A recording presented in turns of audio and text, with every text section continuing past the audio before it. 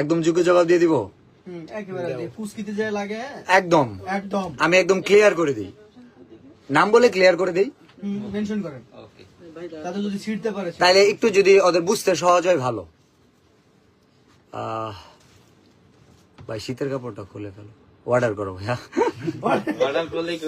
আচ্ছা নাম বলে দিই, কারণ থরসব বিল্লাল এটা প্রতারণা করতেছে, এটা মানুষের সাথে প্রতারণা। 200 টাকার দম বিরিয়ানি 5 স্টার হোটেলে 600 টাকা বেচে। ভাইয়া তোমার ওই রকম বাতের হোটেল 20 লাখ টাকা দিয়ে দেওয়া যায়, আর 5 স্টার হোটেল দিতে গেলে 200 কোটি টাকা লাগে।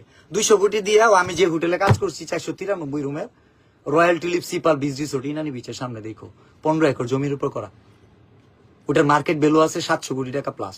আর 2 বছর আগের কথা বলতেছি। তো তুমি 5 স্টার হোটেলের সাথে কম্পেয়ার করলে হবে না।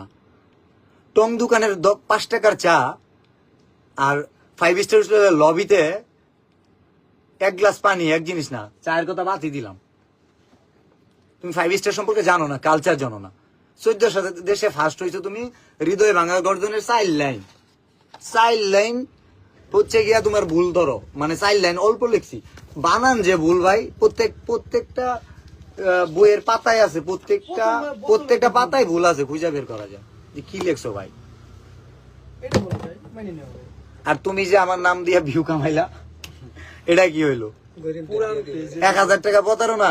তুমি জানো অনুপ্রেরণা হইতে পারবা?